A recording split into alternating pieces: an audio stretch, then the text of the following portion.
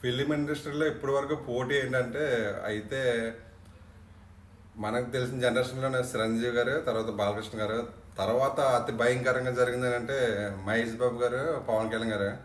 ఇప్పుడు నెక్స్ట్ జరగబోయేది ఎవరంటే నాకు తెలిసి పవన్ కళ్యాణ్ గారి కొడుకు అకిరానందన్, మహేష్ బాబు గారి కొడుకు గౌతమ్. ఎందుకంటే మన రెండు తరాలను చూసుకొస్తే ఫస్ట్లో ఏమో బాలకృష్ణ గారు, చిరంజీవి గారికి ఎంతలా ఉండదు పోటీ అనేది, తర్వాత మహేష్ బాబు గారికి, తర్వాత పవన్ కళ్యాణ్కి అంత భయంకరంగా ఉండదు పోటీ. మహేష్ బాబు గారికి పవన్ కళ్యాణ్ గారికి పోటీ ఉన్నప్పుడు నేను కూడా ఎన్నో కామెంట్లు, ఎన్నో పోస్టులు పెట్టేవాడు నేను ఫేస్బుక్లోనే. నేను ఎందుకంటే నేను మహేష్ బాబుకి పెద్ద అభిమాని, మామూలు అభిమాని కదా. మీకు నాకు క్లారిటీగా ఉంటే నా ఫేస్బుక్ ఉంటుంది, సరే ఫేస్బుక్ తెలుస్తుంది అంత భయంకరంగా ఉంటుంది, అంటే అంత భయంకర అభిమాని అనమాట మహేష్ బాబు గారికి. ఇప్పుడు నెక్స్ట్ జనరేషన్ ఏంటంటే నాకు తెలిసి అకిరానందన్, గౌతమ్ ఇద్దరికి పడుతుంది. ఎందుకంటే అకిరానందన్కి సినిమా తీయకుండానే సినిమా స్టార్డమ్ వచ్చేసింది. ఎందుకంటే చూస్తే హైట్ కానీ పర్సనాలిటీ కానీ నిజంగా సరైన హిట్లు 2-3 హిట్లు పడిందంటే 2-3 కూడా అవసరం లేదు. ఫస్ట్ హిట్ పడిందంటే చాలు ఆటోమేటిక్గా స్టార్డమ్ చేస్తారు ఫ్యాన్స్. అదేవిధంగా గౌతమ్ కూడా ఒక్క సినిమా ఫస్ట్ డెబ్యూ మూవీ ఏదైనా సరే ఒక్క మాస్ తీసి సరైన ఒక హిట్ పడిందంటే అభిమానులు మరి ఇచ్చేస్తారు, స్టార్డమ్ ఇచ్చేస్తారు. ఇబ్బంది ఏముండదు, కష్టపడాలి, దాంతో లక్ ఉండాలి, దానితో ఫ్యాన్స్ సపోర్ట్ ఉంది. కాబట్టి నాకు తెలిసి ఇద్దరు కూడా త్వరగా హీరో మెటీరియలే, త్వరగా ఇద్దరు కూడా స్టార్డమ్ అయిపోతారు, చాలా త్వరగా అయిపోతారు. నాకు తెలిసి 1-2 సినిమాలకే స్టార్డమ్ వచ్చేసి ఇద్దరికనే. ఇప్పుడు అకిరానందన్ కోసం చూసుకుంటే మీకు తెలిసిందే ఎలా ఉన్నాడంటే మనిషి. అసలు పవన్ కళ్యాణ్ గారు కూడా ఎందుకు పనికిరారు పక్కనే అలా ఉన్నాడు అసలు.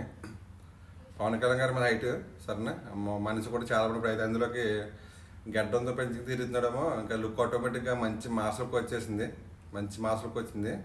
చూద్దాం ఏమవుతుందా. ఓజీలో కూడా ఉన్నారని తెలుస్తుంది. ఓజీలో మరి ఎలా ఉంటుందో క్యారెక్టర్ ఏంటని చూద్దాం. ఒకవేళ ఓజీ సినిమా హిట్ అయ్యి ఓజీలో అకిరానందన్ క్యారెక్టర్ ఏదైనా కొంచెం పేలిందంటే నాకు తెలిసి ఆటోమేటిక్గా స్టార్డమ్ ఇచ్చేసినట్టు ఆల్రెడీ. ఇంకా సినిమా తీయకుండానే హీరో అవ్వకుండానే స్టార్డమ్ అయిపోతుంది అనేది అకిరానందన్ అవుతున్నాడు నాకు తెలిసి. ఎందుకంటే అసలు ఆ లుక్ చూస్తే మనం ఆయనకు చెప్పేయచ్చు సరేనా హీరో ఎలా అవుతారు అనేది, హీరో ఎలా అనేది. ఇంకో విషయం చెప్పుకోవాలంటే గౌతమ్, నాకు తెలిసి గౌతమ్ కూడా మామూలు ఫ్యాన్ బేస్గా ఇద్దరికనే. చూద్దాం ఎవరో స్టార్డమ్ త్వరగా వస్తుంది అనేది. ఎందుకంటే ఇద్దరికి కూడా 2 years డిఫరెంట్ ఉంది. నాకు తెలిసి అకిరానందన్ 2004 అనుకుంటా, 2004లో డేట్ ఆఫ్ బర్త్. గౌతమ్ గమ్మ 2006.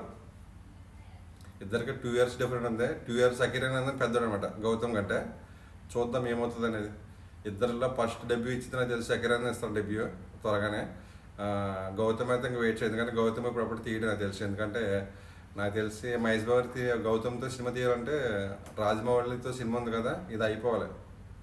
ఇది అయిపోయిన తర్వాత ఆలోచిస్తారు నాకు తెలిసి. ఎందుకంటే ఇది అలాగే 5 years పడుతుంది, 2-3 పార్ట్లు అంటారు కాబట్టి 5 years కంపల్సరీ పడుతుంది. అంటే 2030 అలా అవుతుంది నాకు తెలిసి సినిమా రిలీజ్ అయ్యి మొత్తం మహేష్ బాబు ఖాళీ అయినప్పటికీ. దాని తర్వాత గౌతమ్ కోసం ఆలోచిస్తాడు. కానీ ఈ లోపు నాకు తెలిసి అకిరానందన్ ఒక 2-3 సినిమాలు అయితే ఈజీగా తీసేస్తాడు. ఇంకా ఓజీ రిలీజ్ అయిన వెంటనే నెక్స్ట్ వెంటనే సోలో హీరో అయిపోతాడు నాకు తెలిసి.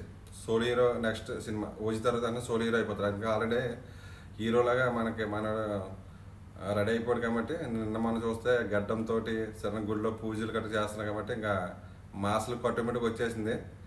ఇలాంటి టైంలో ఒక మాస్ సినిమా పడిందంటే మాస్ హీరో అయిపోతాడు. ఇప్పుడు దాకా అయితే మహేష్ బాబు ఫ్యాన్స్ పవన్ కళ్యాణ్ ఫ్యాన్స్ గొడవ పడ్డారా. ఇంకెప్పటి నుంచి గౌతమ్ కోసం తర్వాత అకిరానందన్ కోసం గొడవ పడతారు ఫ్యాన్స్. ఇంకా చెప్పుకోవాలంటే సరేనా ఇద్దరు కూడా మంచి ఫ్యాన్ బేస్ ఉన్నది, సపోర్ట్ ఉంది. లక్తో పాటు యాక్టింగ్ గట్రా ఉండి సరే కొద్దిగా కష్టపడితే స్టార్డమ్ ఆటోమేటిక్గా వచ్చేస్తుంది. ఇద్దరికి ఎలాంటి టెన్షన్ ఏం పడవసరం లేదు.